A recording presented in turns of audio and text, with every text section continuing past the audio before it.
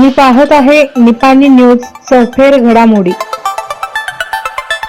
Municipal high school निपाणीच्या मैदानावर स्वातंत्र्य दिन उत्साहात साजरा। निपाणीतील म्युनिसिपल हायस्कूलच्या मैदानावर स्वातंत्र्य दिनानिमित्त ध्वजारोहणाचा कार्यक्रम उत्साहात संपन्न झाला।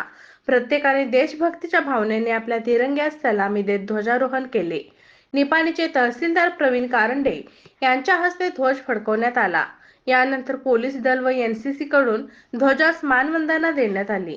निपाणीच्या आमदार माननीय शशिकला जोल्ले यांच्यासह विविध विभागातील प्रशासकीय अधिकारी ध्वजारोहणास उपस्थित होते। या प्रसंगी शिक्षकांकडून उपस्थित मान्यवरांचे स्वागत करण्यात आले।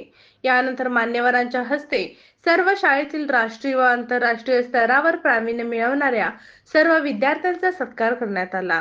प्रशस्ती पत्रकांचे वाटपही करण्यात आले। स्वातंत्र्य दिनानिमित्त सांस्कृतिक कार्यक्रमांचे आयोजन करण्यात आले होते।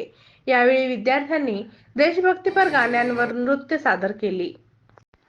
यावेळी आमदार शशिकला जोल्ले, तहसीलदार प्रवीण कारंडे, आयुक्त दीपक हरदे, तालुका पंचायत अधिकारी रविकुमार हुक्केरी, गट शिक्षणाधिकारी महादेव नाईक यांच्यासह विविध विभागाचे शासकीय अधिकारी, सर्व नगरसेवक नगरसेविका, शाळांचे मुख्याध्यापक, शिक्षक, पालक, विद्यार्थी व नागरिक मोठ्या संख्येने उपस्थित होते।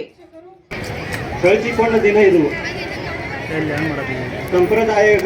ಚಂದ್ರಶೇಖರ ಆಜಾದ್, ವೀರಾಣಿ ಕಿತ್ತೂರು ಚೆನ್ನಮ್ಮ, ಸಂಗೊಳ್ಳಿ ರಾಯಣ್ಣ ಮತ್ತು ಇನ್ನು ಅನೇಕ ಮಹಾನ್ ನಾಯಕರು ಇದ್ದರು।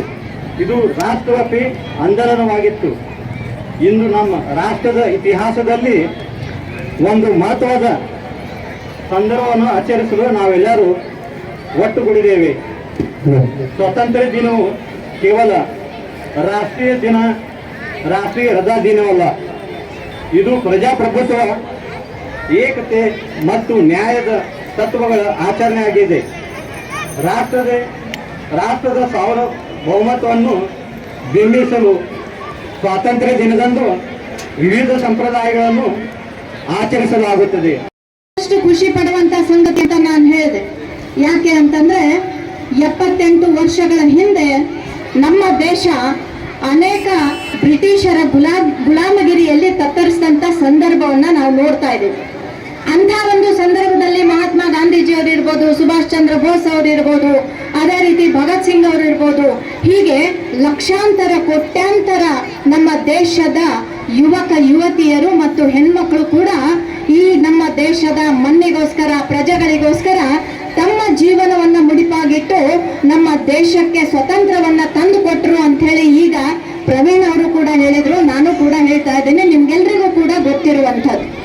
ಅದರಲ್ಲಿ ನಾವೆಲ್ಲರೂ ಹೆಮ್ಮೆ ಪಡ್ತಕ್ಕಂಥದ್ದು, ನಾವು ಬೆಳಗಾವಿ ಜಿಲ್ಲೆ ಗಂಡು ಮೆಟ್ಟಿದ ನಾಡು ಅಂತ ಹೇಳ್ತಾರೆ।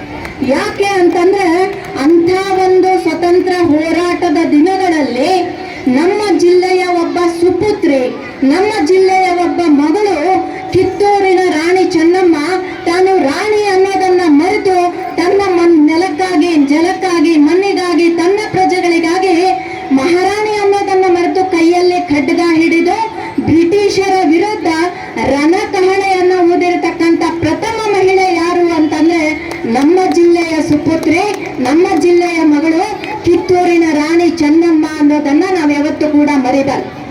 ಇವತ್ತು ಸಂಗೊಳ್ಳಿ ರಾಯಣ್ಣ ಅವರ ಜಯಂತಿ ಕೂಡ ಅಂತ ಹೇಳಿ ನಾವು ಆಚರಣೆ ಮಾಡ್ತೀವಿ।